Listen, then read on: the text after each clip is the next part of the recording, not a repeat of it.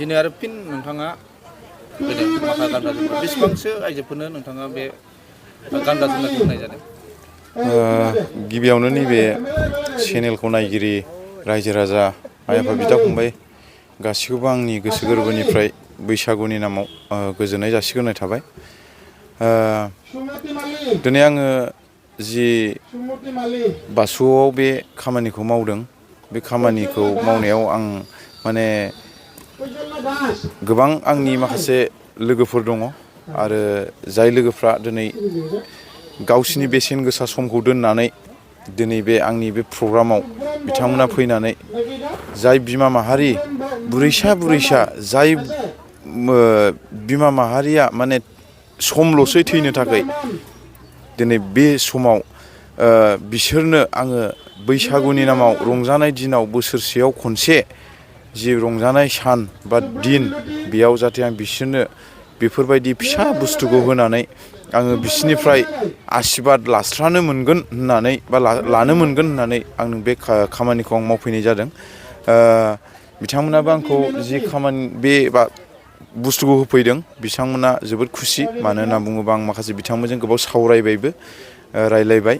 मिनिलायबाय रंजालायबाय दिनै बैसागु जि फैगासिनो बे बैसागुआव बिथांमोना मोजाङै मोजां बे ड्रेसखौ गाननानै रंजागोन आरो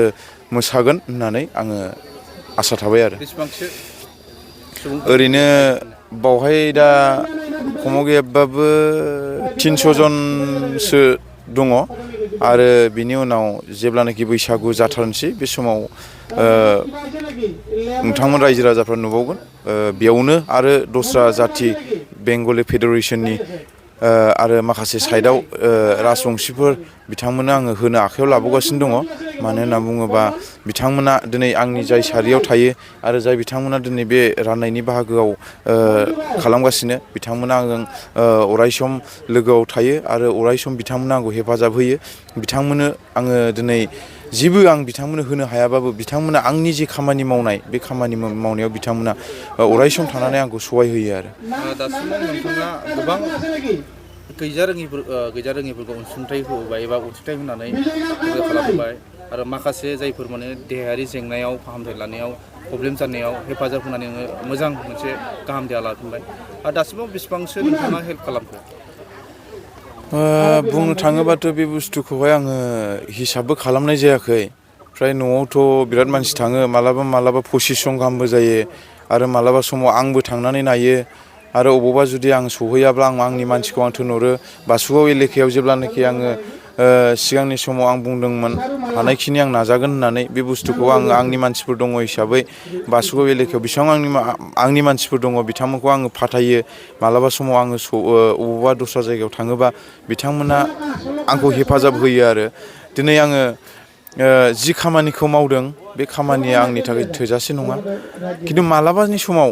जि थाखा फैसानि प्रब्लेमाव आङो बबेबा खामानिखौ आङो दोनथ'नांगौ जायो दिनै बेखौ आङो नाजागोन आरो मावलांगोन होननानै आंनि माने नाजागासिनो दङ आरो आं नाजानायखौ आं मालाबाबो आं फावसयनाय नङा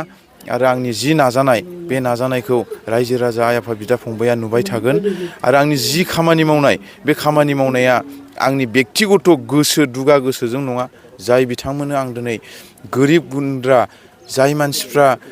जानो थाखै जाय मानसिफ्रा गाननो थाखै दिनै गैया बिथांमोननिफ्राय बोर आशिर्बादखौ लानानै आं दिनैसिमावबो आं जौगागासिनो दङ आरो आं बिसिबां मानि दान होदों आरो सहाय होदों बे बुस्थुआ आंनिफ्राय मालाबाबो नुकसान जाया आरो आंनि बुरुंसु आंनियाव माब्रै फैगोन आं बेखौ फाथा मोना खिन्थु इसोरासो आंनो बे बुस्थुखौ आंनो जगायना होयो होननानै आं सानो आरो नोंथाङा सासे समाज सिबियारि बेफोरबायदि हेल्प खालामनो माने गोबां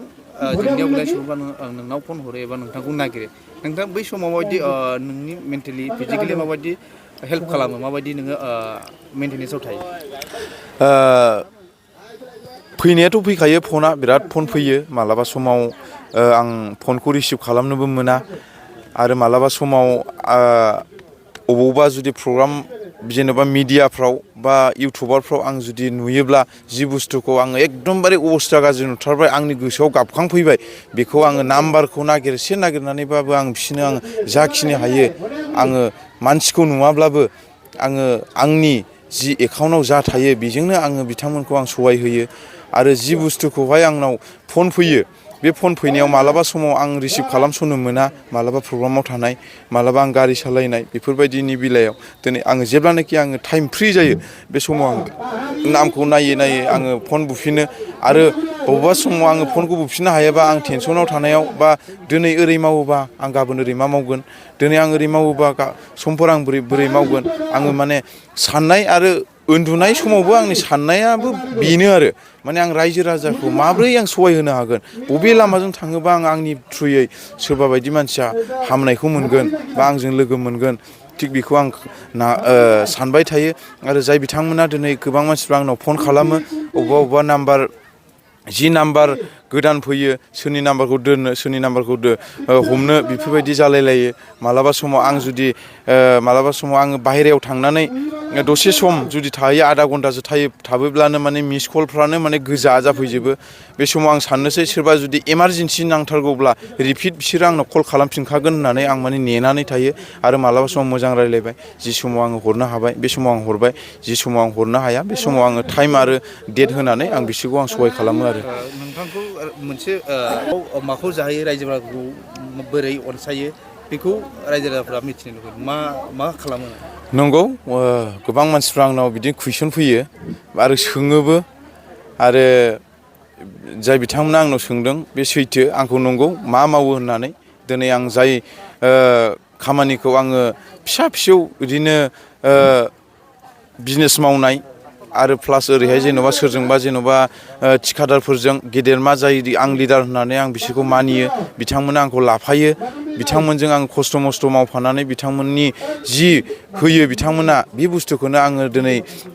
लानानै आंनाव माखासे एसे दोननानै आं रायजो राजानो बेखौनो आं राननानै होयो आरो बे बुस्थुखौ जे आं होयो बे बुस्थुखौ आं जाय बिथांमोना आंखौ दिनै आं जाय मानसिफोरखौ लिडारशिप होननानै गनायो आरो बाख्नायो आरो मानियो जाय बिथांमोनखौ आं दि लोगो मोनदों बे लोगो मोननाया आंना ओरैनो नङा जाय मानसिफोरखौ आङो गैयि मानसिफोरखौ आङो अनसुंथाइ होदों बिसोरनि आशीर्बादानो आंनो बोर सारस्रिनानै आं बै मानसिफोरखौ आं लोगो मोनदों आरो बिदिनो आं गोजौसाव गोजौ आं लोगो मोनलांबाय थागोन आरो आंनि जि मावनाय बे खामानिफ्राव जाहाथे आङो आवगायलांनो हायो बेखौ आङो अराय सम आं रायजो राजानिफ्राय आशीर्बाद आरो बोरखौ आं लानानै आवगायलांबाय थागोन आरो ক'ব লাগিব আমি ভবাই নাছিলোঁ যীশুৱা চাম্প্ৰামাৰী যে এজন মানৱ দৰদী ব্যক্তি আজি কিছুদিনৰ পৰা আমি দেখি আছোঁ যীশুৱা চাম্প্ৰামাৰী বিভিন্ন শিতানত প্ৰতিটো জাতি জনগোষ্ঠীক মানুহক আগুৱাই নিয়াৰ ক্ষেত্ৰত তেখেতৰ যি নেকি এটা মানে পদক্ষেপ আমি শলাগ ল'বই লাগিব তেওঁ সদায় মানুহ সৃষ্টি কৰা মেন মেকিং ইণ্ডাষ্ট্ৰী বুলি ক'ব লাগিব মই বিভিন্ন শিতানৰ বুলি ক'ব গ'লে গোটেই উদাহৰণ দিয়া সম্ভৱ নহয় তথাপিও তেওঁক মই কেইদিন আগতে দেখিলোঁ উত্তৰ অঞ্চলত এখন পৰিত্যক্ত বিদ্যালয়ত বিভিন্ন চৰকাৰী পক্ষৰ সহায় বিচাৰি হাবাথুৰি খোৱাৰ পিছতো সহায় পোৱা নাছিল কিন্তু যীশুৱা চাম্প্ৰামাৰীক এটা ফোন কৰাৰ লগে লগে তেওঁ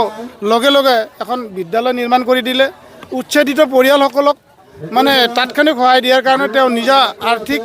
মানে পকেটৰ গাঁঠি ধন ভাঙি তেওঁ ত্ৰিপাল কম্বল